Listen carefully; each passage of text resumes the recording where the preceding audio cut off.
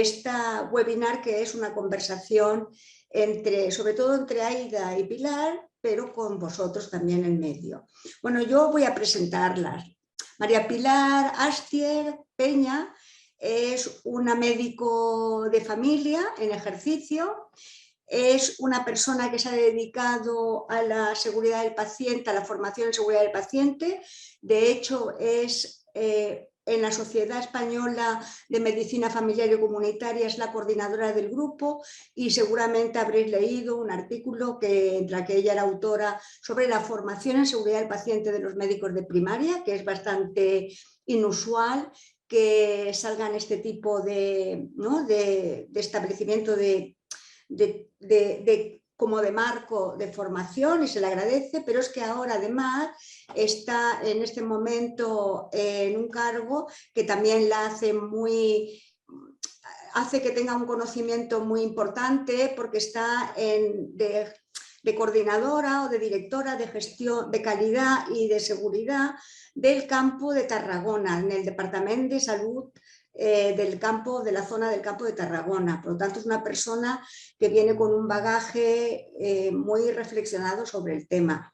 El otro ponente es Aida Camps. Aida Camps es enfermera y psicóloga, pero es una grandísima experta en simulación, lleva muchos años dedicándose a ello, ha formado muchos instructores de simulación, y su ámbito de aplicación de la simulación es a nivel de los profesionales de todas las especialidades, de todos los niveles, de residentes y de estudiantes. Y por lo tanto es una experta en utilizar esta metodología también para seguridad del paciente. Y yo creo que este sería el marco en el que nos vamos a mover en esta discusión.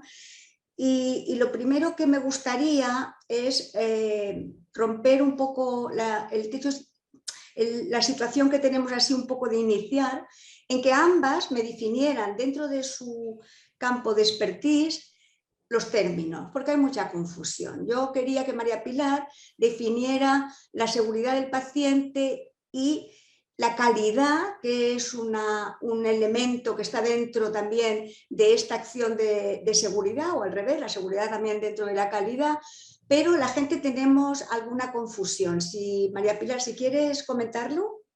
Bueno, en primer lugar, buenas tardes a todos. Agradecerte, Carmen, la invitación a participar en este webinario, y espero que para todos los asistentes pues, sea interesante, ¿no? Y sobre todo pues, les genere ideas, ¿no? Para poder aplicar en su práctica clínica de cada día, ¿no? Y particularmente en atención primaria.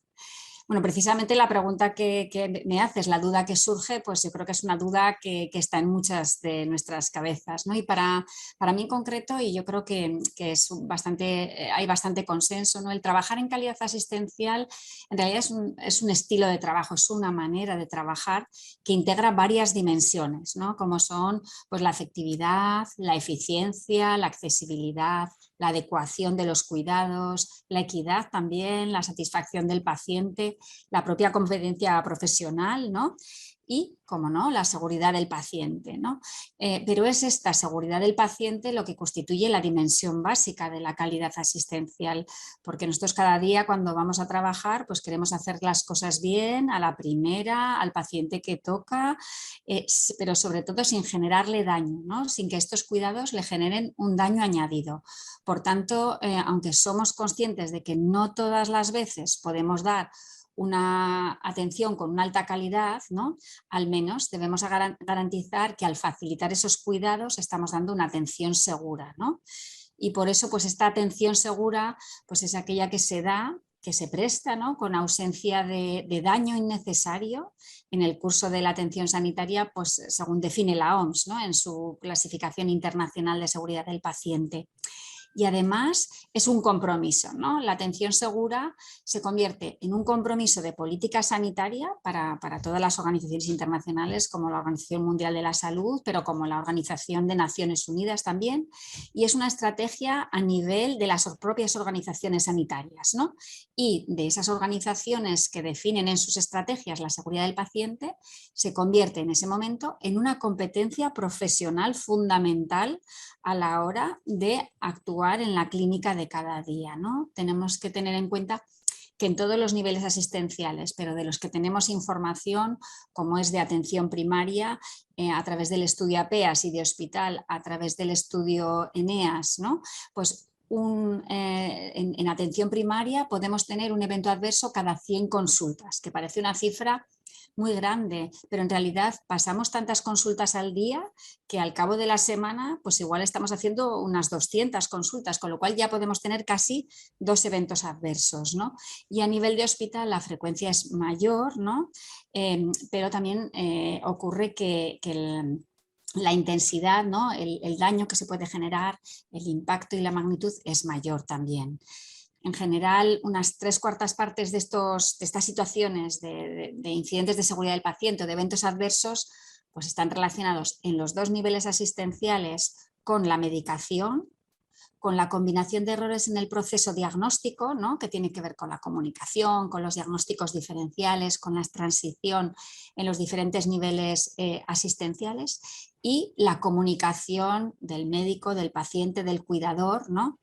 Y sobre todo recordar que entre el 50 y el 70% de los eventos adversos, según si es hospital o primaria, pues son evitables, ¿no? Y entonces eso se convierte, dijéramos que en un deber ético, deontológico y profesional, ¿no? de todos los profesionales sanitarios que trabajamos en las organizaciones sanitarias. Muchas gracias, María Pilar, por poner el énfasis en que no es una cosa que adorna o que tú puedes ser, que es opcional, no. Es una competencia dentro del marco profesional de cualquier persona de la salud que actúe sobre un paciente. El tener la constancia de que podemos equivocarnos, de que el sistema es complejo a todos los niveles.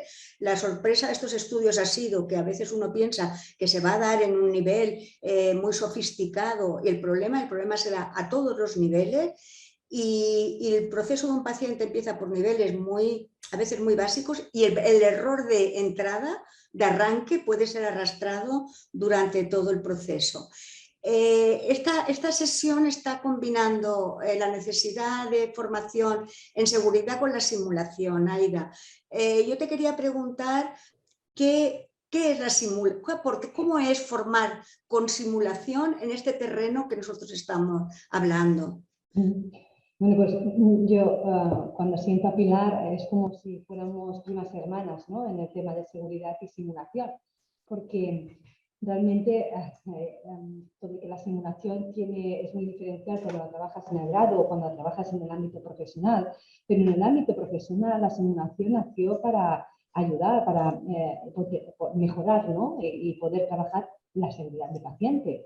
Entonces, no es una metodología vinculada a la innovación, sino vinculada a un aspecto de que los profesionales necesitan trabajar con metodologías que los aproxime esta es una definición típica, ¿no? De simulación. ¿Qué es simulación? Pues aproximar una situación al máximo a la realidad posible para que el profesional pueda entrenar en un entorno seguro. Entonces, esto es lo que necesitan muchos profesionales para que puedan pues, entrenar, ¿no? Poder como hacerse un autodiagnóstico de dónde se encuentran en su escala competencial. De hecho, la simulación a nivel de bases pedagógicas lo que nos dice es que aparte de que aumenta la curva de aprendizaje mucho más que otras metodologías, nos ayuda a ser como un autodiagnóstico porque te ayuda como profesional a saber dónde te encuentras en tu nivel de competencia, ¿no? Estamos automatizando, no estamos de forma consciente de algunas cosas, competencias concretas, pero sobre todo yo cuando Pilar me habla, lo que pienso es que lo que hace también la metodología de simulación es que cuando en seguridad de pacientes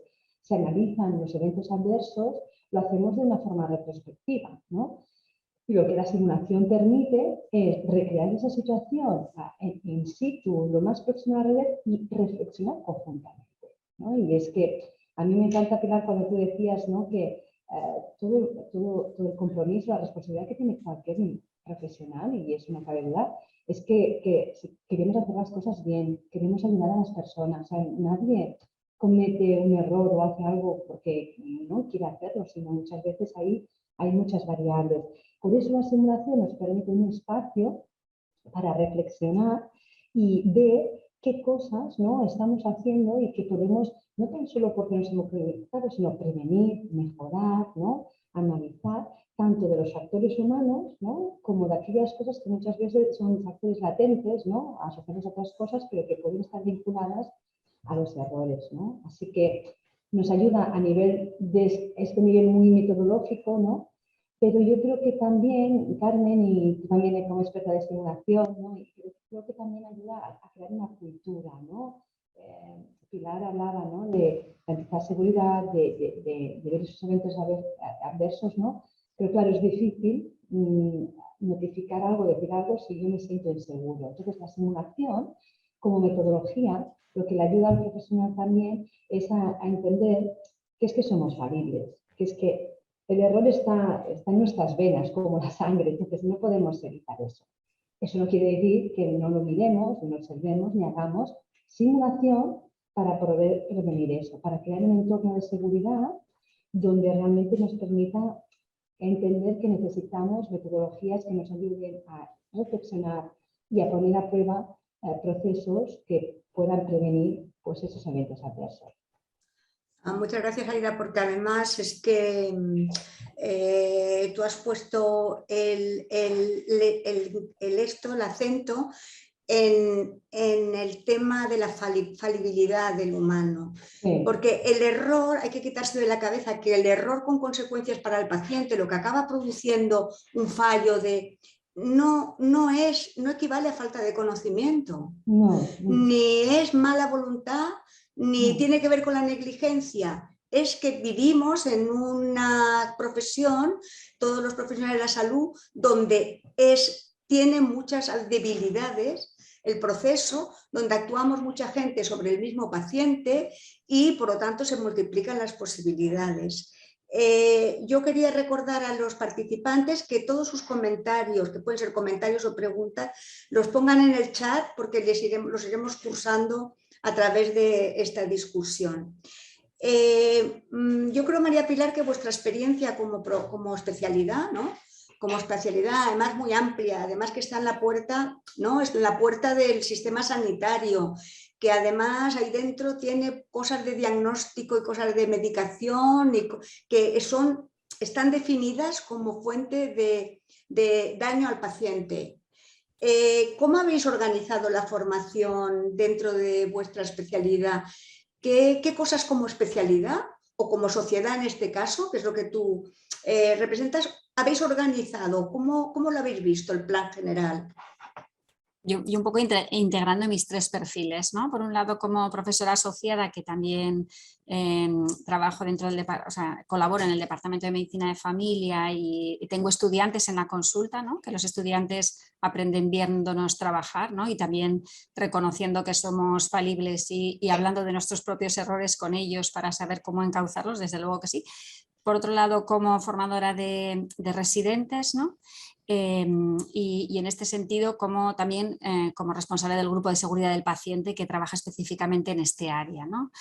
Bueno, yo creo que el hecho de que tengamos claro que es una competencia necesaria para todos los profesionales que trabajan en las organizaciones sanitarias es algo fundamental, ¿no?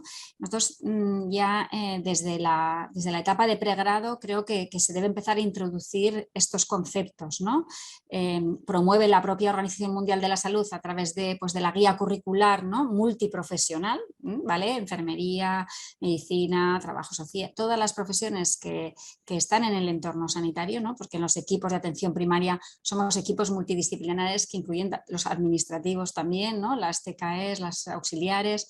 Bueno, esta guía curricular multidisciplinaria de seguridad del paciente lo que propone es un apoyo para el docente, pero sobre todo identifica los 11 temas claves, ¿no? Para trabajar con los estudiantes, como es la definición de la propia seguridad del paciente, el factor humano, ¿no? Que hemos hablado ahora, el trabajo en equipo como una competencia soft que necesitamos, ¿no? El aprendizaje de los errores, que eso pues cuando rotan los estudiantes se hace, ¿no? En consulta, aprender a gestionar el riesgo clínico y a utilizar metodologías de calidad, porque la mayor parte de las herramientas que se utilizan en seguridad del paciente son herramientas que ya conocemos de la metodología de la calidad asistencial, ¿no? La identificación de los factores contribuyentes en las espinas de pez o diagramas de Ishikawa, el ciclo de mejora de hacer, planificar, hacer, evaluar y implementar áreas de mejora, ¿no? Esto en el sentido de ir sembrando la cultura en las profesionales que van a venir, ¿no? Los estudiantes. Y luego ya nos centramos en lo que sería la formación sanitaria especializada, que son ya de los residentes y de la SEIR de medicina familiar y comunitaria, ¿no? En España ya en el Plan de Calidad de 2007 del Sistema Nacional de Salud, dentro de la Estrategia 8, se habla sobre crear sistemas sanitarios con seguridad del paciente o sistemas sanitarios seguros. Incluye el apoyar la planificación y desarrollo de los recursos humanos en esta competencia, ¿no? Entonces, en la formación de los residentes de medicina de familia, en 2005 se elaboró el nuevo programa, incluyó un libro del residente y la herramienta más importante es que trabaja sobre un portfolio, es decir, sobre una actitud constructiva y reflexiva, ¿no? Sobre esto además se evolucionó con el Real Decreto 183/2008 sobre el plan individual de la formación del residente, en el que debemos los tutores definir las competencias a adquirir de forma específica para cada residente, y en el caso de medicina de familia, aquellas que implican el entorno de trabajo, ¿no? La medicina de familia pues, tiene numerosos entornos de trabajo, ¿no? Pueden estar trabajando en urgencias de hospital, en un centro de salud atendiendo un cupo, en un centro de atención continuada o punto de atención continuada, con lo cual tienen que ser capaces de evaluar la gestión de riesgos en todos sus entornos, ¿no? Y en estas competencias esenciales que definimos, que está pues, la comunicación asistencial, el razonamiento clínico, la gestión clínica, pues, la responsabilidad también civil, médico-legal y la bioética, está la seguridad del paciente, ¿no? Entonces, el portfolio que se recoge como una herramienta fundamental en la formación y evaluación formativa del residente de medicina de familia, lo que nos permite es hacer ese proceso reflexivo y sobre todo orientado a trabajar aquellas situaciones difíciles, ¿no? Pues situaciones complejas, comunicación de la vivencia de un evento adverso, incidentes críticos que están relacionados con pues, la falta de seguridad en la atención, ¿no? Porque muchas veces lo que nos falta en la formación de los residentes es ese feedback de sus actuaciones, es decir, yo siempre tengo más confianza de que los diagnósticos que hago son ciertos o son buenos, ¿no? Y el inculcar que hay que volver y evaluar cuál ha sido el viaje del paciente en el sistema para identificar aquellas situaciones de riesgo, ¿no? El tema de hablar para notificar, es decir, crear profesionales en los que los incidentes de seguridad del paciente, los errores, supongan una oportunidad de aprendizaje, ¿no? Y indudablemente el aprender a analizarlos, ¿no? No solo es necesario hablar de lo que ocurre, sino cómo abordamos las causas principales, ¿no? Que en medicina de familia pues son el uso de la medicación, el proceso de comunicación con los profesionales que trabajan con nosotros, la continuidad de cuidados, la comunicación con el paciente, ¿no? Comunicación con el paciente que debemos garantizar que al salir de la consulta pues, se ha quedado con los mensajes claves que van a ayudar que esa prescripción que hemos hecho tenga un beneficio positivo, o que van a ayudar a que ese camino que hemos elegido a través de interconsultas, a través de pruebas diagnósticas, genere un beneficio en el diagnóstico y no un perjuicio, ¿no? Partiendo ya desde la misma identificación unívoca del propio paciente, ¿no? Y luego la mejora de la competencia del trabajo en equipo y de la gestión de riesgos con estos residentes, ¿no? De hecho, sobre todo a nivel de residentes de cuarto año, que es el año que pasan en el centro de salud, pues se potencian esas tareas, ¿no? Tanto la competencia del trabajo en equipo como la gestión de riesgos, pues analizando incidentes con herramientas como el análisis causal, el análisis de causa-raíz, y también herramientas proactivas, como comentaba antes Aida, ¿no? Pues proactivas en cuanto pues, a analizar los procesos de atención y identificar los modos en que nos equivocamos y cómo podríamos resolverlo, ¿no? Yo creo que eso es importante, y también a comunicar, ¿no? Luego pues ya hablaremos un poco de lo que es el plan de respuesta a un evento adverso, pero a comunicar a la familia y a los familiares que ha ocurrido algo, que las cosas no han ido como estaban planificadas, pues es importante también, ¿no? A los residentes. Además, el periodo de la residencia es un periodo intenso, ¿no? Al principio tienen una sensación de inseguridad y la cubren siendo precavidos, pero conforme vas aumentando el nivel de confianza, también a veces vas bajando el nivel de prevención, ¿no? Entonces hay que buscar ese equilibrio entre pues, la soltura diagnóstica y la buena gestión con el saber gestionar esos riesgos en la atención que damos, ¿no? Muchas gracias, Pilar. Tú has nombrado, me ha gustado porque ha salido una cosa que no tenía yo previsto hablar, que ha salido el paciente. Hoy en día el paciente es un componente de la seguridad por sí mismo. Es decir, que en esta información del paciente el poder englobarlo en el cuidador de su propia seguridad, es decir, en que comunique cualquier cosa que pueda ser, porque a veces los sanitarios tenemos mucha prevención de que los enfermos vengan con cuentos, ¿no? Entre comillas, que se quejen, que digan cosas. No, hoy en día la seguridad del paciente también ha hecho el salto de que el paciente es un elemento clave para que nosotros mejoremos en la prevención de problemas. Aida, ha hablado Pilar de unas competencias que no sé por qué nadie las llamaba soft, porque es que no son de soft, de suaves no tienen nada, son competencias potentísimas y que además en las que basamos la seguridad del paciente, el trabajo en equipo, el análisis de los errores, todo esto, ¿cómo puede ayudar la simulación a que esto esté como integrado como dentro de la cultura, en que, claro, tú integras dentro de ti lo que has experimentado que realmente es importante. Y yo creo que la simulación tiene ese valor de experiencia, no es la realidad, claro, que te puede además marcar y tener unas consecuencias profesionales, sino con seguridad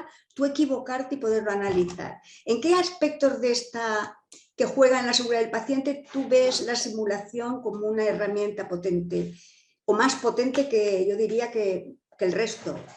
Sí. Bueno, yo creo que tiene distintos focos, ¿no? que provocan esa intensidad, ¿no? que sea tan efectiva la simulación. Primero porque hay una cosa que ha dicho muy importante, también tiene que hablar sobre el proceso reflexivo, ¿no? Yo creo que esto, cuando hablamos de simulación, no estamos hablando de simulación como una escenificación, sino que estamos hablando de simulación con debriefing. Y esto es importantísimo, porque eso lo que crea en el proceso profesional es un espacio no para el análisis de lo que ha ocurrido solamente, o sea, el debriefing va mucho más allá de un simple análisis de lo que ha ocurrido, si lo hemos hecho bien o lo hemos hecho mal. Eso sería muy simplista. Sino que lo que estamos haciendo cuando hacemos simulación y debriefing con los profesionales es analizar cómo podemos construir buenas prácticas, cómo eso lo podemos mejorar en el día a día cuando salgamos de la puerta de simulación, ¿no? De alguna forma, buscar herramientas concretas y específicas que ayuden a los equipos, ¿sí? No solamente individuales, a mejorar el proceso. Y al mismo tiempo, cuando estamos haciendo un debriefing, no estamos analizando a la persona que ha salido para saber lo buena que es o lo mala que es. Está muy alejada, está más cerca de seguridad del paciente con una visión sistémica de qué nos está ocurriendo, qué me ocurre a mí, que le puede ocurrir igual, ¿no? A Carmen, a María Pilar, y cómo transformamos eso.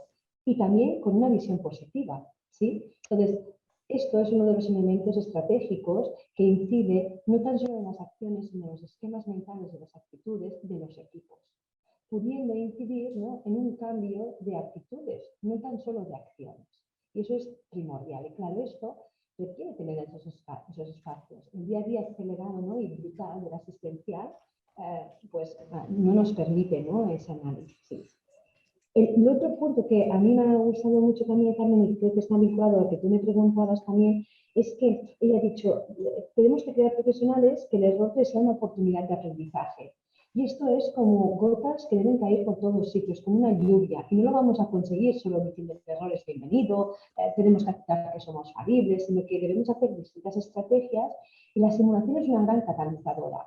Porque lo que estamos mirando es con curiosidad genuina ese proceso, ¿no? Y sobre todo, entendiendo algo que es muy importante, que lo hemos dicho, es aparte de vernos falibles, aparte de es entender que las cosas son procesos. O sea, yo puedo hacer una cosa bien hoy y decir, ya está, ya lo he hecho bien, ya lo sé hacer. Eso sería ver como una ejecución, ¿no? Hoy lo hago bien y siempre lo haré bien. Eso es erróneo. O sea, la vida es un proceso y lo que hacemos también. Hoy puedo hacerlo bien, pero mañana puedo equivocarme, porque no todo depende de mí. Yo trabajo con Carmen, con María Pilar, ¿no? Y todo eso lo gestionamos juntos. Por eso, el hecho de trabajar multidisciplinarmente, que la simulación está vinculada a la multidisciplinaridad y que también ha dado a María Pilar, pues es esencial vincularla a ella y con competencias transversales. ¿Qué quiere decir eso? Que no solo estamos ayudando a saber hacer técnicas, sino entender que hay procedimientos vinculados a esa comunicación que puede ser errónea o esos procesos que nos vinculan a todas las personas de los equipos, desde un administrativo a un auxiliar, a un médico, a una enfermera.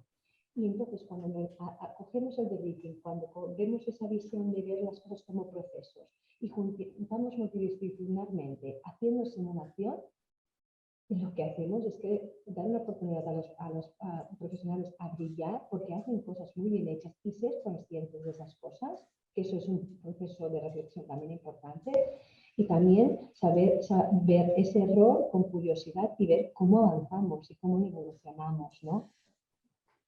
Gracias, Aida. Mira, tenemos un mensaje de Mar Pina que dice que no se oye bien. Mar, intentaremos ponernos mejor los micros. Dinos si nos oyes mejor. ¿Se oye mejor? Sí, a ver, ahora Mar nos dirá si se oye mejor. Gracias, Mar, por decirlo. Hay también un comentario de Xavier Arrébola que viene a raíz de lo que tú comentabas, que habla que en seguridad del paciente, cuando analizamos los fallos del sistema, en la mayoría de los casos hay un denominador común, que es la comunicación entre los miembros del equipo. Dar por supuesto las cosas, ¿no? Yo entendí. Tenemos checklist, tenemos protocolos, tenemos sistemas informáticos, tenemos sistemas barrera para dar más seguridad al sistema, pero ¿podemos trabajar la comunicación entre profesionales con la simulación? Esta es su pregunta concreta. Aida, ¿la quiere responder? Sí, y tanto. Perdona, Aida, que dice Mar que es a ti a la que no se te escucha bien. Vale, ¿me escucháis bien ahora? Yo creo que como te va a ir el micrófono un poco. Claro, y a ver si mejoro ahora. Si no, vale, gracias. Sí, en respuesta a lo que Xavier Arrébola, evidentemente en simulación se puede trabajar el tema de comunicación. De hecho, en simulación existen muchos protocolos o checklist, ¿no? Que lo que hacen es ver eso y dar herramientas a los profesionales para tener una comunicación no tan solo eficaz, sino también efectiva. De hecho, la comunicación está muy relacionada con el trabajo de equipo, con la coordinación, con la cohesión, y existen herramientas como el CRM, ¿no? Que están vinculadas a ese análisis, ¿no? A poder analizar los factores humanos que van implicados cuando un equipo trabaja conjuntamente. Y es muy interesante porque si analizáis el CRM, hay un artículo muy interesante de seguridad que lo tengo yo siempre en la mesa, de hecho lo tenía aquí, pensaba que era un tema que nos iba a salir, pero es uno que habla sobre seguridad de paciente y cultura de seguridad, y el CRM lo que está ayudando cuando lo trabajamos en simulaciones a trabajar tres aspectos que es lo que dice María Pilar. Una es la consciencia de situación, cómo estamos, ¿no? Conocer el entorno, anticipar, utilizar la información disponible, tener al paciente, ¿no? Ciertos factores muy vinculados a la comunicación y a seguridad. El manejo de tarea y toma de decisiones, también muy vinculado a ese aspecto, y el trabajo en equipo. Y por lo tanto, desde simulación trabajamos continuamente. De hecho, cuando estás trabajando en el nivel que María Pilar hablaba, ¿no? De especialización, no puedes olvidar nunca en una simulación poner un elemento, un objetivo claro de análisis sobre comunicación. Y es esencial y realmente muy provechoso, porque los equipos toman conciencia de lo que hacen y no dejan de hacer, ¿no? Me gustaría dar un ejemplo pequeño y no quiero alargarme a la respuesta, pero en algunas situaciones que hemos hecho simulación a veces, sin querer, y seguro que esto os resonará, ¿no? Pero que a veces cuando estás trabajando con compañeros que te conoces toda la vida, das por automática ciertos procedimientos, ¿no? Y recuerdo una simulación que hubo un procedimiento y cuando lo analizamos, digo, mira, es que yo conozco a esta persona desde hace 25 años y yo cuando la miro, ella ya sabe lo que quiero decir. Ahí hay un problema de comunicación porque ¿no? Debemos asegurarnos que cumplamos al 100% el proceso de seguridad y no va de un proceso mágico, sino que debemos hacerlo para garantizar la seguridad, ¿no?, del paciente. Entonces, simulación ayuda mucho a darte cuenta de cosas que puedes automatizar en tu comunicación. Sí, yo abundando un poco más, yo creo que uno de los, en comunicación enseña todo lo que comenta Aida, pero una de las cosas que te das cuenta es que la comunicación es bidireccional. Y esto muchas veces no eres capaz de verlo en la práctica, y en la simulación es muy fácil de ejercitar y que se quede, porque es muy fácil evidenciar que el problema de comunicación ha estado en las consecuencias de cómo se ha desarrollado esto. Creo que es uno de los... El cómo recibir y dar comunicación y enterarte de que eso ha sido bidireccional y asumido por las partes a las que iba la comunicación, creo que no hay nada como la simulación para darse respuesta. Mira, Dora Aragonés comenta que si nos podríais explicar un ejemplo práctico de cómo se ha analizado un evento adverso real. Yo creo que, Dora, como que esta es un esto de formación, lo que vamos es a darte luego, más tarde, claves para dónde encontrar cómo tienes que analizar un efecto. Te daremos un poco así las claves, pero creo que te vamos a poder ayudar en este sentido. Y fíjate lo que dice aquí María Eugenia. Dice, cuando habláis equipos multidisciplinares, ¿incluyen servicios centrales, laboratorio, etcétera? Esta es una pregunta buenísima. Esta es una pregunta buenísima, María Eugenia, y además cruda como la vida misma, que nos creemos que una vez salimos de nuestra disciplina nada más que la de enfrente vale. No nos damos cuenta cuánta gente, ha hablado antes María Pilar, de quiénes forman el equipo, que dice ella, a todo el mundo, hasta los administrativos. Yo te diría que en el hospital hasta los camilleros, los celadores, o sea, que no sé si tendríamos que incluir servicios centrales, María Eugenia, sí que tendría que ser así. Pero la cosa está aflojea en muchas de las enseñanzas. Yo quisiera preguntar primero a María Pilar, ¿cuál es el uso que hacéis de la simulación? Tenías también la mano levantada. ¿Cuál es el uso de la simulación que hacéis en vuestro programa? Si hacéis muchos, si hacéis pocos, si lo hacéis limitadamente. Y la parte esta de los multidisciplinares, porque tú has hecho hincapié, Aida también ha hecho hincapié, y me parece que la seguridad del paciente enseñada profesión por profesión tiene un recorrido cortito. A ver qué os parece. María Pilar, ¿contestas tú primero y luego Aida? Vale, perfecto. Bueno, primero si quieres contesto un poco al tema de los servicios centrales, que me ha parecido muy interesante, ¿no? Sí. Pues rayos, anatomía patológica, laboratorios, ¿no? Todos estos que nos dan soporte para que nuestro trabajo cada día consiga los mejores resultados, ¿no? Y que sobre todo a nivel del sistema de notificación de incidentes de atención primaria en todas las comunidades autónomas, pues aparecen, ¿no? En ese análisis de los incidentes, y las acciones de mejora que debemos tomar son acciones de mejora conjuntas. Es decir, pues no puedo decidir unas acciones de mejora en mi equipo de atención primaria sin contar con las personas del laboratorio en las que hemos tenido pues un problema de recogida de muestras, un problema de identificación o un problema de volcado de resultados o un problema de comunicación de resultados de alerta, es decir, de resultados graves, ¿no? Que tienen que llegar al equipo y cómo se esfuerzan en tratar de que lleguen y no tenemos los circuitos bien organizados, ¿no? Y eso es importante. Y luego, por otro lado, también pues, el hecho de que toda esa inclusión facilita la mejora del viaje del paciente en el sistema, ¿no? Porque si yo pues, le comunico que ha habido un problema con la analítica, pero le digo que ya está en comunicación con el laboratorio y que vamos a analizar qué ha ocurrido y cómo lo vamos a mejorar, es muchísimo mejor que decir, pues aquí ha habido un problema, no sé de quién es, no sé qué ha pasado, sino que la actitud es siempre constructiva, ¿no? Y yo creo que eso es importante. Y luego de cara, pues eso, cuáles serían los beneficios, ¿no?, de la simulación en la formación en seguridad del paciente en el entorno de atención primaria. Bueno, ya no simulación en el senso estricto, ¿no?, pero ya yo creo que en la atención primaria y sobre todo en la formación de residentes de medicina familiar y comunitaria y de enfermería familiar y comunitaria, pues trabajamos en el proceso de razonamiento clínico, ¿no?, de la mejora del proceso de razonamiento clínico con la práctica de los script diagnósticos, es decir, de los guiones diagnósticos a partir de síntomas claves, ¿no?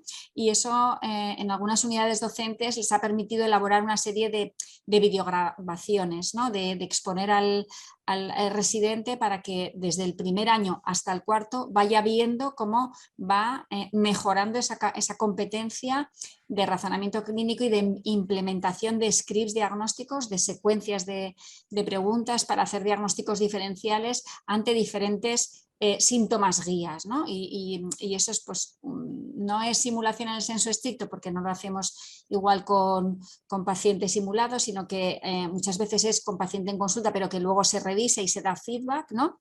Y luego también con casos preparados, ¿no?, de aprendizaje de razonamiento clínico en aula sin paciente, donde se trabaja el tema de los diagnósticos diferenciales y de los posibles sesgos cognitivos que podemos tener en ese proceso de razonamiento clínico. Luego también a través de los casos que enseñan, indudablemente el análisis de los incidentes no es simulación, sino que es reflexión, ¿no? Es el debriefing que comentaba antes Aida, de lo que ha ocurrido, de qué factores contribuyentes, de qué naturaleza, cómo debíamos haber hecho las cosas y cómo han ocurrido, cuál es ese gap, esa distancia que hay entre esas situaciones y cuáles han sido los factores latentes que han estado ahí, ¿no? Y también en la consolidación de las buenas prácticas. Yo creo que cuando hablamos de seguridad del paciente hablamos de gestión proactiva, ¿no?, que es cómo montamos los procesos para que faciliten una atención lo más segura posible, ¿no?, pues preguntándole el nombre al paciente cuando entra por consulta, garantizando que la historia clínica en la que estamos escribiendo en la aplicación informática es la suya y la prescripción electrónica es la suya, y a partir de ahí pues empezamos a hacer un despliegue de un script diagnóstico adecuado a el problema que nos plantea el paciente, ¿no? Pero las buenas prácticas en consolidar, pues por ejemplo, una higiene de manos, ¿no? ¿Cuántas veces hemos hecho observación directa de la higiene de manos, ¿no?, que pues viene a ser el ensayo, pues una simulación, ¿no? Luego también en la adquisición de nuevas competencias, ¿no?, de las competencias avanzadas, como son pues infiltraciones o como son pues la técnica de ecografía, que ya son más procedimentales, ¿no? Y luego en el manejo de pacientes difíciles, situaciones complejas y la comunicación de malas noticias, ¿no? Eso también yo creo que sería un cambio en el que la simulación pues puede ayudarnos mucho, ¿no?, el exponernos a un directo preparado, ¿no?, en el cual pues puedes aprender a gestionar esas emociones que pueden ocurrir y encauzarlas de tal manera que cuando te toque estar en primera línea pues tengas la mochila con los recursos necesarios para poderlos desplegar en ese momento, ¿no? Yo creo que irían por ahí un poco lo que se hace, que no es simulación puramente, pero que quizá utiliza las herramientas de la simulación, y lo que mejoraría pues con escenarios de simulación ya preparados, ¿no? Gracias, Pilar. Aida, dos cositas. Una, tú eres una preocupada de la formación multidisciplinar con simulación. Te quería preguntar cómo tú ves el campo cómo ves un equipo cuando tú organizas una simulación sobre seguridad del paciente o sobre incidentes. Y luego hay una cosa que me ha llamado mucho la atención, y es la María Eugenia, que nos comenta, la que nos había dicho lo de los centrales, que es miembro de la Comisión Española de Seguridad del Paciente de la Sociedad Española de Química Clínica. Para que veáis qué ignorantes somos de otros campos, otros profesionales que les interesa, que trabajan por la seguridad del paciente, y nosotros estamos metidos aquí en el protagonismo de la clínica, de tal, y dependemos también de que ellos tengan este concepto. ella es analista clínica. María Eugenia, eres muy bienvenida. A mí me gustaría que pusieras en el chat tu correo electrónico porque a mí me gustaría tenerte ahí para poder contactar contigo, porque encuentro que puedes hacer aportaciones estupendas. Háblanos de la simulación multidisciplinar, Aida, ¿qué cosas puede hacer? Y otra cosa, la segunda cosa, las malas noticias. La potencia de la simulación para comunicar con el paciente conversaciones difíciles o malas noticias. Claro. Mira, yo cuando hablamos de simulación, ¿cómo veo los equipos? Es cuando hacemos multidisciplinares, que veo que la simulación es una herramienta. Y a veces parece que decimos esto y como que no estamos muy convencidos, pero yo me imagino, yo no me imagino al Madrid o al Barça entrenando de forma individual. O sea, que el entrenador los coge y voy a entrenar a ti de 10 a 11, tú de 11 a 12. Tú. Diría, bueno, esto sería un escándalo en nuestro país, ¿no? Diríamos, pero ¿esto qué es, no? Si esto es un equipo y además tienen que jugar la liga. Pero resulta que en nuestro ambiente profesional, ¿no? Esto es como que aún nos decimos, tenemos que hacer simulación todos juntos. Es que vamos juntos. O sea, y eso es esencial porque cuando tú, Carmen, has hecho una cosa muy cierta, ¿no? Es que cuando ves lo que sucede en simulación en el debriefing, lo que te estás dando cuenta que está pasando es que se van atribuyendo habilidades, o sea, el equipo va identificando las habilidades, va viendo dónde es bueno, va viendo dónde no. Y las dos cosas son muy importantes. La simulación no tan solo es curiosidad hacer error, es saber reflexionar sobre lo que hacemos bien y ser muy conscientes de cómo lo hemos hecho. Porque muchas veces en lo que hacemos bien reflexionamos poco y eso también puede ser, ¿no?, un elemento de riesgo. También las actitudes. Las actitudes son fundamentales y el equipo se las ve. Y es muy interesante porque cuando hacemos debriefing no quiere decir que el facilitador de ese proceso tenga que señalar, a veces hay diferencias, puede haber, pero ellos en su entrenamiento en simulación les permite gestionar ese aspecto, sobre todo por cómo también trabajamos metodológicamente, ¿no? Y por eso. Y también ver las limitaciones, ser conscientes de ellas y planear, anticipar, ¿no? Y poder hablar de un espacio. Yo creo que todo eso sobrevuela y lo que nos ayuda es a valorarse y hacer un trabajo de una forma más eficaz y más eficiente. Entonces, no podemos separar a la gente. Los profesionales debemos entrenar juntos, porque es la única forma que vamos a poder ser también barrera en esos errores que pueden suceder. Si simulamos, si entrenamos juntos, seguramente seremos mucho más conscientes de ello, ¿no? Yo creo que es esencial y no es un punto a debatir si sí o no, debemos hacerlo. Tiene sus dificultades y es verdad, no es fácil hacer simulación, encontrarse, ¿no?, en el ámbito de hospital, ¿no?, con todas las, pero es la única forma que tenemos realmente de hacer la faena bien. Y luego también creo que respecto, que nos permite también trabajar cosas que les suceden cada día, y eso también es muy importante, como cosas puntuales que también María Pilar refería, ¿no? Por lo tanto, debemos entrenarnos para la Champions, pero debemos entrenarnos conjuntamente para cada partido que tenemos, y eso representa, pues, hacerlo. Y también lo que veo, Carmen, es que es terapéutica la simulación. O sea, una vez hacen simulación, es que esto ya no se deja. Porque entonces uno dice, pero ¿cómo no hemos hecho antes esto? No es como si ahora dijeran, la seguridad de pacientes se anula. Sería un escándalo, ¿no? Pues no, porque les da un espacio que no tienen y que no tenemos. Y el profesional, ¿no? Es un tipo de profesional muy responsable, con ganas de hacer las cosas muy bien y por lo tanto necesita espacios de seguridad psicológica para entrenar conjuntamente. Y esto es esencial. Por lo tanto, también yo animo a que la gente, los profesionales que aún en sus hospitales o equipos no han trabajado y han hecho simulación juntos, que comiencen, que lo hagan, porque eso impulsa muy buenas prácticas, ¿no? Ese es mi mensaje. Y en temas de malas noticias, ¿respondo o no, Carmen? No, ¿Sí? di. Brevemente. Sí. Y el tema de malas noticias es que es otro tema maravilloso, ¿no? Porque realmente lo que te permite es poder, la simulación es como si, yo siempre digo que es como si tuvieras una película, ¿no? Como Netflix, que tú te pones a ver la película, la paras, porque tienes que hacer alguna cosa, pero hace igual la simulación. Tú estás diciendo, estamos entrenando, ¿no?, malas noticias, y puedes parar y pensar con tu equipo, con tu gente, cómo estamos haciendo eso. Y eso es curativo, porque, claro, aprendemos a dar malas noticias a golpe de experiencia, ¿no? A golpe de tener compañeros que nos ayudan, a golpe de hacer cursos concretos, pero generar, ¿no? Y hemos ayudado, ¿no?, en distintas experiencias en el tema de donación de órganos, en el tema de malas noticias en aspectos, ¿no?, de pues, muerte cefálica, de concretos, ¿no?, que pueden ayudar muchísimo a poder dar una información cuidando del profesional y cuidando del paciente. Y la simulación te permite eso, ver lo que el profesional hace hacia el paciente y empoderarlo para que se sienta más seguro, pero también de qué estamos diciendo del paciente y cómo lo estamos cuidando.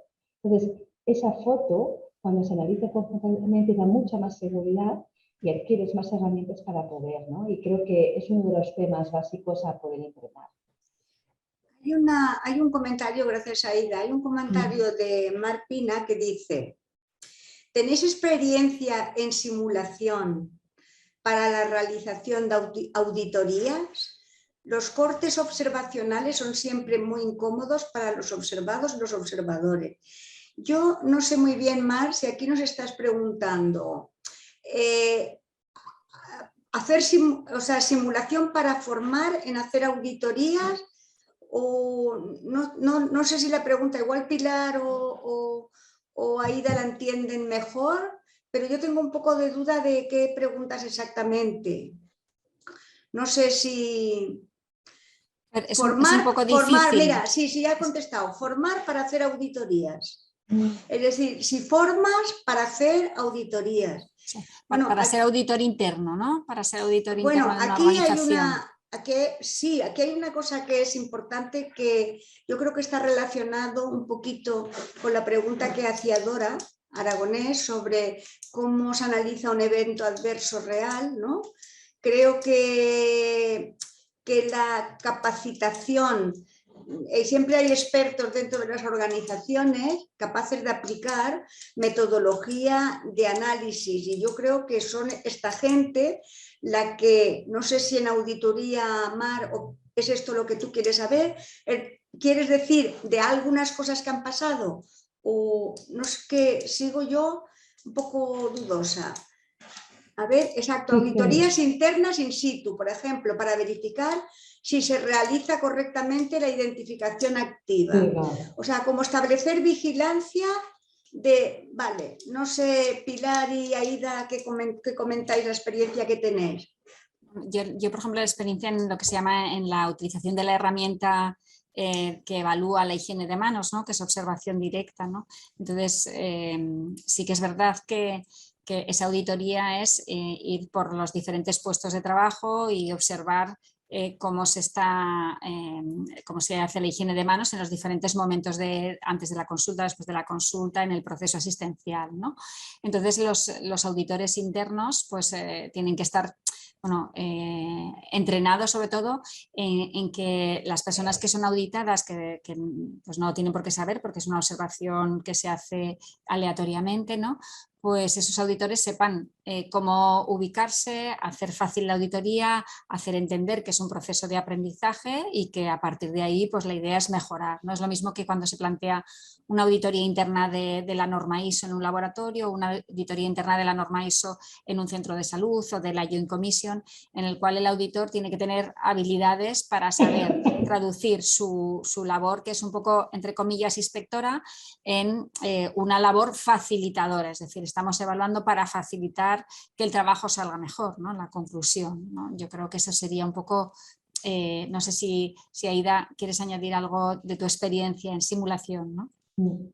Claro, mira, Mar, la simulación como punto de partida nace para ser una metodología más de aprendizaje, entrenamiento, no tanto para realizar evaluación o ser una herramienta de auditoría, ¿sí? Sobre todo porque de forma breve y muy simplificada, pero si tú creas un espacio profesional y invitas a que el error pueda ser un elemento de análisis, es difícil que si tú dices ahora te voy a auditar, el participante se sienta libre para tomar acción, tomar decisiones en esa escenificación y si se equivoca, pues poder analizar sin penalización y con una visión no tan solo del individuo, sino del conjunto de observadores que al final lo que le sucede al participante le sucede al observador.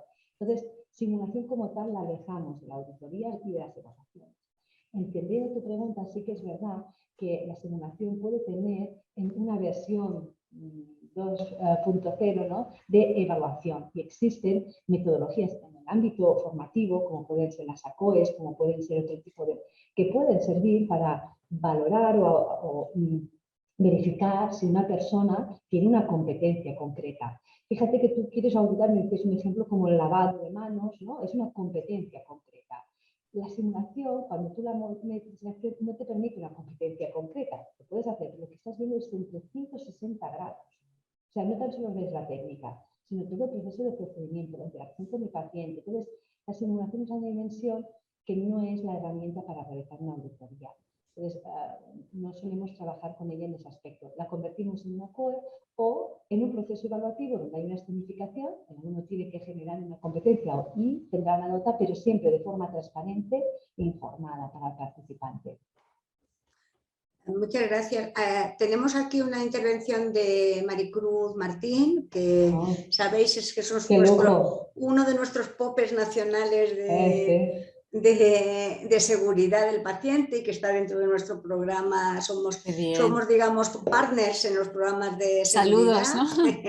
Y entonces habla de una cosa que dice: formación con simulación obligatoria u opcional en las profesiones sanitarias. Supongo que es para mejorar la seguridad del paciente. Y dice, para algunas, como la aeronáutica, es obligatoria. Y os felicita Aida y Pilar por los excelentes comentarios. Muchas gracias. Pero ella lo que pregunta es si debería ser obligatoria.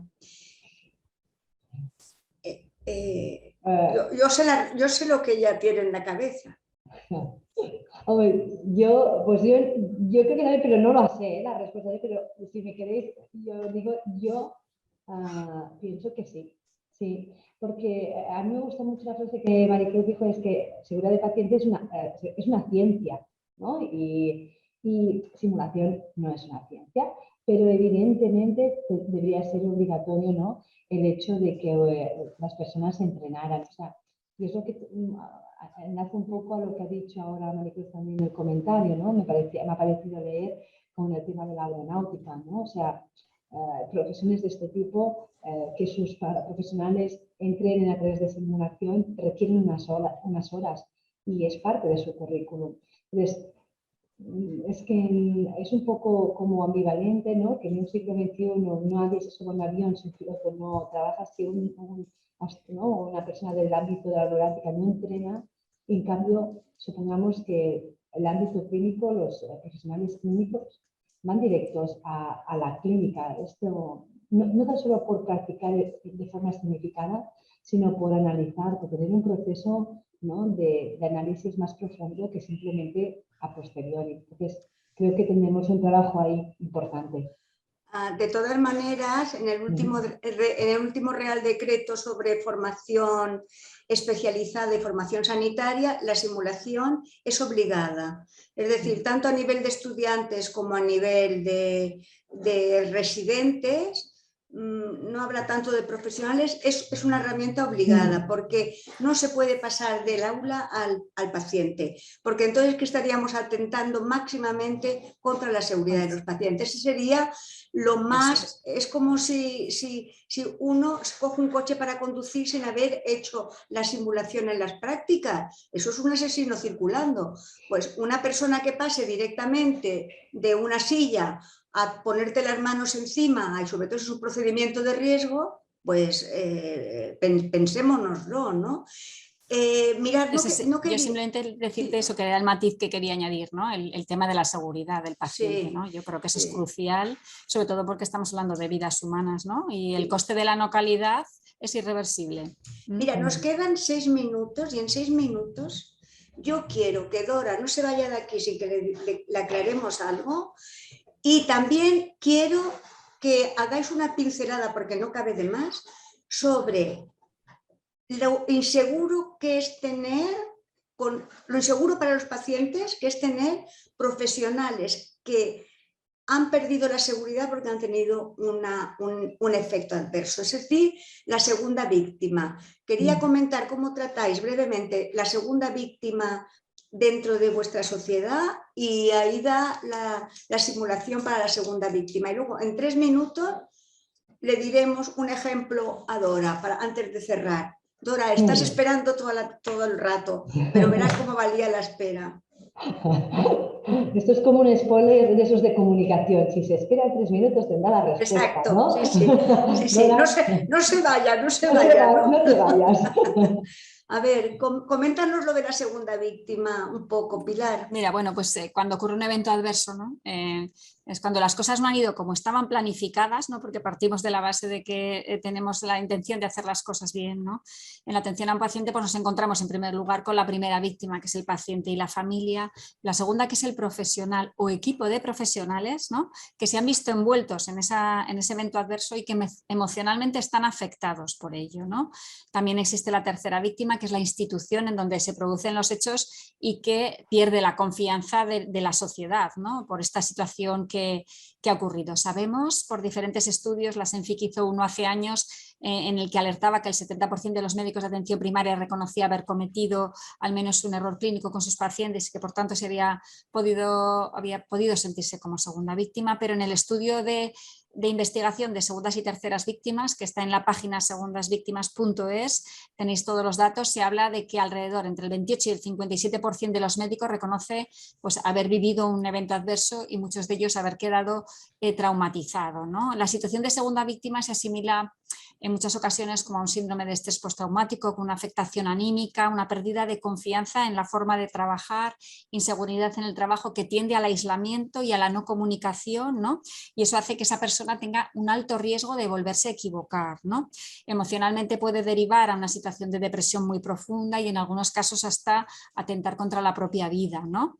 Entonces, yo creo que lógicamente tiene un camino, ¿no? En la estrategia de seguridad del paciente del Sistema Nacional de Salud, en la línea estratégica 2, ya menciona el plan de respuesta adecuada a los eventos adversos en las organizaciones sanitarias y en ellas insiste en la elaboración de un procedimiento, para atender a las segundas víctimas, ¿no?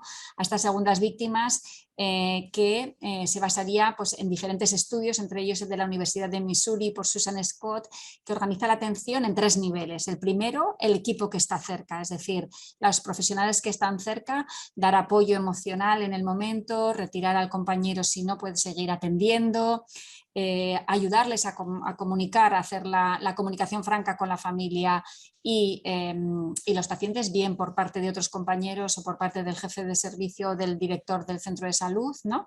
Y después de airear y de poder hablar con esos compañeros cercanos, necesita un apoyo, pues los servicios de prevención de riesgos laborales, salud mental de muchas organizaciones sanitarias. De hecho, hay servicios regionales de salud que han elaborado sus propias guías de recomendación de apoyo a las segundas víctimas, han creado sus equipos de apoyo a la segunda víctima y los despliegan cuando estas cosas ocurren. Yo creo que es una buena noticia, pero que tenemos que seguir trabajando en ello, ¿no? Por un lado, los compañeros para estar alerta, identificar en nuestros equipos a aquella persona que tiene mejores habilidades de comunicación y más cercanía y más empatía para hacer ese acompañamiento y por otro lado, implicar a la dirección, a la institución con sus recursos para dar apoyo, porque muchas veces esto es un camino largo hasta la recuperación, ¿no?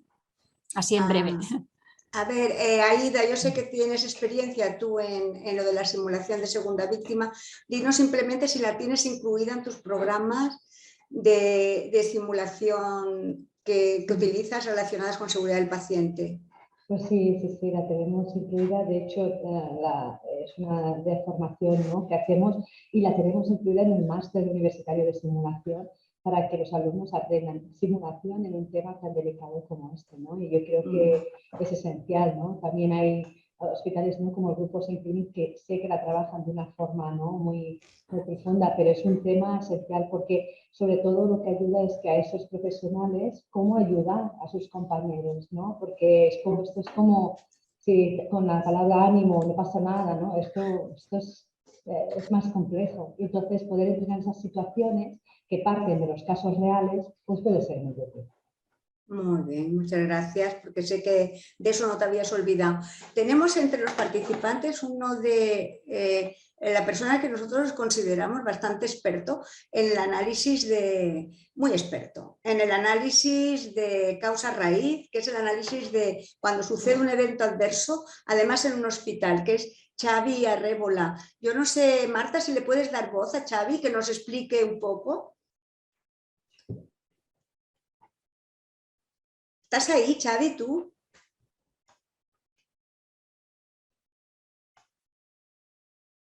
Marta, ¿le puedes dar voz? Un segundito, lo intento, ¿eh? Busco a Vale. Xavi, un segundito. Vale. No sé si va a aceptar bien semejante embolada, porque él estaba aquí tan contentito de ponente. Sí, sí, dice, sí, sí. Xavi, te he ascendido a panelista. Ahí estás, ¿eh? Cuando quieras. Explícanos un poco, un ejemplo que pide Dora de un incidente crítico, como vosotros, un efecto adverso, como vosotros dentro de vuestra organización de seguridad lo analizáis. Explícale la práctica. Bueno, hola Carmen, esto es entrar sin calentar, ¿eh? Bueno, pero mira. Esto es lesión muscular seguro. Pero bueno, os lo agradezco. No, bueno, nada, nosotros tenemos evidentemente un protocolo a seguir, que básicamente es la metodología a seguir, que se basa en cuando detectamos por el canal que sea un evento adverso grave, un caso centinela, pues estamos obligados como organización pues a analizarlo para buscar los aspectos de mejora en el sistema. Algo ha fallado en el sistema y tenemos que analizar esto. No podemos lamentarnos ni decir qué mala suerte o esto casi no pasa nada y tirar para adelante, ¿no? Entonces, lo que hacemos es coger los actores que han estado vinculados en el caso directamente, pero individualmente haciendo una entrevista siempre desde la óptica constructiva para construir una historia, lo que ha pasado de forma objetiva, ¿no? Sin entrar en es que ha sido culpa de la enfermera, es que el médico me dijo, es que, ¿no? Porque si no fácilmente podemos entrar en esto y no queremos entrar. Entonces, objetivamos la historia a través de documentación clínica y de testimonios, directos o indirectos. A partir de aquí, una vez tenemos la historia documentada por cronología, por dosis, por lo que ha sucedido y tal, pues hacemos un grupo que intentamos de entrada, y aquí hay un poco de debate en los causa raíz, si tienen que estar las mismas personas que han estado vinculados o implicados en el evento o no. Si han estado vinculados en el evento y los pones en el grupo, pues ya sabes que habrá unas sujeciones de estas personas y por tanto se puede un poco desviar el tema o que el grupo se deje llevar, ¿no? Entonces, bueno, aquí hay un poco de debate y lo que hacemos es coger personas que están vinculadas con el tema, pero que a lo mejor seguramente no han sido los mismos actores. Explicamos la historia y a partir de aquí empezamos a hacer como un escaneo de toda la historia, de todos los fallos que ha podido haber en el sistema, ¿no? Siguiendo la metodología. Si cogemos la espina de pez o el diagrama de Ishikawa, que puede estar publicado en cualquier sitio de Google, para entendernos, pues es un rastreo de los factores contribuyentes, ¿no? Entonces, cuando desplegamos los factores contribuyentes, pues si hay algunas de estas preguntas que han estado vinculadas con el evento adverso y es un sí para nosotros, pues después sale otro desplegable que ya concreta mucho más. Por ejemplo, el factor humano ha sido el causante o factor contribuyente de, si tú crees o hay evidencias de que sí, pues allí te sale si el profesional estaba correctamente formado, si llevaba 24 horas trabajando, si estaba en situación de estrés, o sea, hay todo un desplegable que a partir de aquí trabajamos los subfactores contribuyentes. Estos son normalmente 2 o 3 sesiones de intentamos que no sobrepasen las 2 horas y una vez detectados los factores contribuyentes y por tanto los fallos que ha habido en el sistema que el grupo después de una objetividad del caso pues ha detectado que pueden haber sido errores, pues con mucho sentido común y mucha práctica intentamos poner medidas que a lo mejor no teníamos detectadas para hacer el sistema un poco más seguros.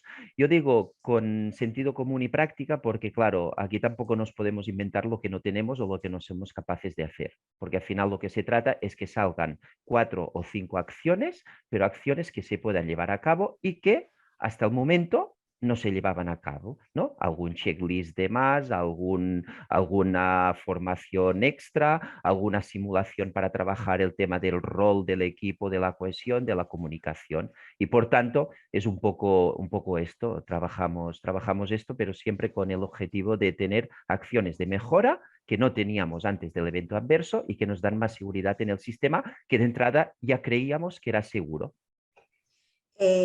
Gracias, Xavi, porque no se puede explicar mejor y en más atropello, o sea, después del atropello que te hemos hecho. Y Dora, es descubrir que debajo de cada cosita que ha pasado hay un submundo de cosas que tú no estás viendo y que tienes que hacer una indagación porque hasta la más pequeña puede ser la que cause que todo el proceso fracase si no lo arreglan. Yo no sé, Dora, creo que, mira, nos hemos pasado 6 minutos de la charla, pero ya te he dicho, Dora, quédate que vale la pena. Dora me ha escrito, sí, me quedo. Bueno, con esto despedimos. María Pilar, Aida, no sé si queréis decir 3 últimas palabras. Bueno, yo creo que hemos dejado claro que la seguridad del paciente es una competencia fundamental para todas las personas, ¿no?, que trabajan en las organizaciones sanitarias. Y bueno, ya le dejo a Ira para comentar que una de las herramientas más importantes, pues desde luego, ¿no?, es la simulación. Aida. Muchas gracias. Yo quiero decir que me ha encantado escucharte, que cualquier persona que se dedique a simulación también tiene que aprender de seguridad. O sea, las personas que yo soy enfermera, ¿no?, entiendo ese concepto, pero que es importante profundizar. No podemos, o sea, el pilar es la seguridad. La simulación es importante, pero no nos desviemos de saberlos. Así que genial estas conferencias. Dora da las gracias, dice que se ha quedado y que tiene muchas ganas de simular. Yo quiero agradeceros a vosotras dos, sobre todo, bueno, lo que habéis trabajado toda la vida, porque lo que habéis expuesto aquí no es nada preparado, es simplemente vuestras reflexiones y vuestra experiencia. A las personas que han estado, tenemos personas de gran potencia y conocimiento como Maricruz, Xavi, que lo hemos hecho participar. Muchas gracias, Xavi. Muchas gracias a todos por estar y esperamos veros en las siguientes actividades que se hagan sobre seguridad del paciente. Un abrazo muy fuerte y que paséis buena tarde y descanséis. Gracias a todos. Cerramos ya.